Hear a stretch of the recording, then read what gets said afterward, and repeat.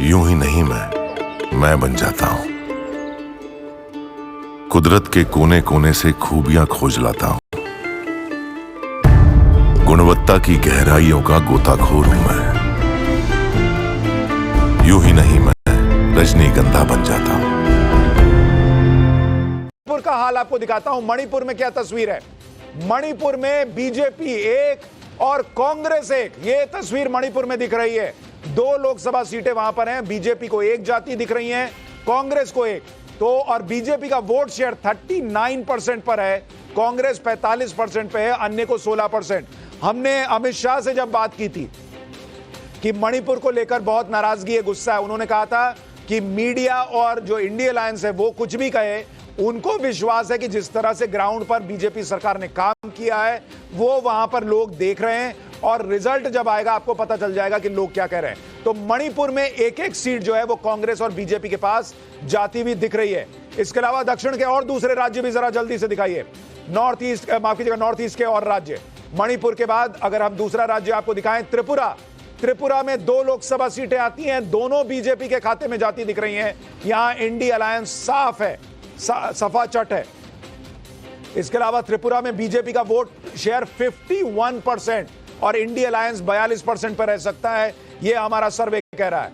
इसके अलावा मेघालय 2 लोकसभा सीटें हैं, यहां पर दोनों सीटें जो हैं वो एनपीपी के पास जा सकती हैं, कांग्रेस शून्य रह सकती है। यहां पर एनपीपी को 51% जो है वो सीटें मिलती हुई दिख रही हैं, यानी मेघालय में भी बीजेपी के लिए नुकसान की खबर नहीं है। एनपीपी एनडीए का हिस्सा है। अरुणाचल प्रदेश, यहां बीजेपी 2 की 2 लोकसभा सीट जीत रही है, यह भी नजर आ रहा है। बीजेपी को यहां पर कोई नुकसान अरुणाचल प्रदेश में होता हुआ नहीं दिख रहा। और इसके अलावा अरुणाचल प्रदेश में बीजेपी का वोट शेयर 52% रह सकता है, कांग्रेस 35%। इसके अलावा मिजोरम जो है, अगर आपको तस्वीर दिखाऊं, मिजोरम में जो जेडपीएम है वहां पर वो एक सीट जीत सकती है और ये इसका मतलब एक सीट अन्य के खाते में जाती हुई दिख रही है। और नॉर्थ ईस्ट की नागालैंड की सीट, अगला राज्य दिखाइए, नागालैंड, एक सीट एनडीपीपी के पास जा सकती है, यह भी एनडीए का हिस्सा है।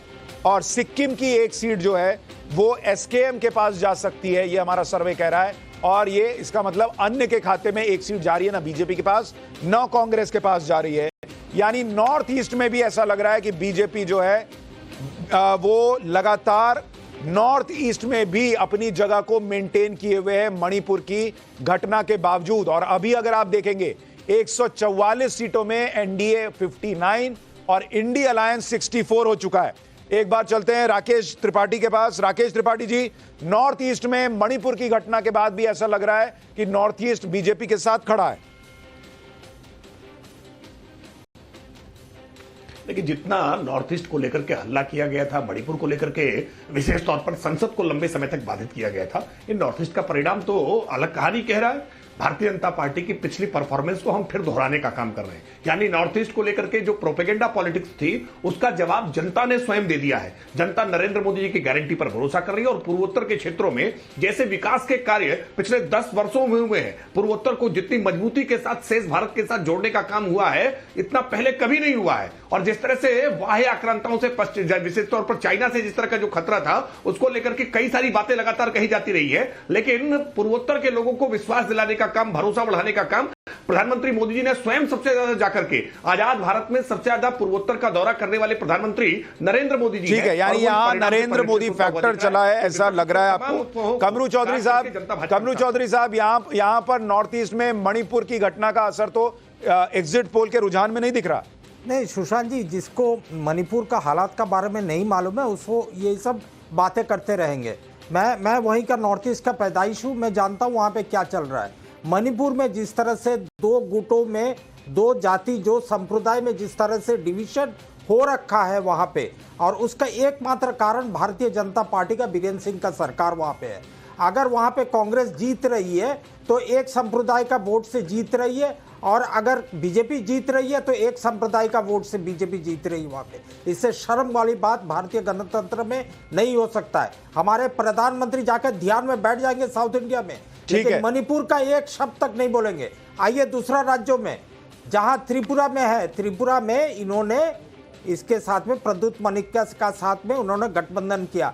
कौन सा ये समझौता हुआ उसको आज तक किसी को मालूम नहीं है। आज बीजेपी और प्रद्युत मनिक्या का जो गुट है वहां पे, आप कह रहे हैं नॉर्थ ईस्ट में ये नहीं होगा, पार्टी, नॉर्थ ईस्ट में बीजेपी को इतनी सीटें नहीं आएंगी जो हम बता रहे हैं। जी सुशांत जी और एक बार बोलिए। मैं कह रहा हूं नॉर्थ ईस्ट में ये सीटें नहीं आएंगी बीजेपी को, आपको ऐसा लग रहा है? नहीं, मैं ये कभी नहीं बोल रहा हूँ बीजेपी को नहीं आना चाहिए। नहीं आना चाहिए, वहां पे नहीं आएगा या आएगा, ये जो राजनीति जानता है वो ये जानता है, वहां का राजनीति जितना राज्यों में आपने गिनाया है सब पैसा का खेल में राजनीति होता है। वहां पे मुद्दों पे अगर राजनीति होता कहीं पे, अब देखिए सर, पैसे पे होता है, मुद्दे पे होता है, वो नहीं पता, लेकिन हम ये जानते हैं जिस पे होता है। अभी हमारा सर्वे कह रहा है कि नॉर्थ ईस्ट में बीजेपी को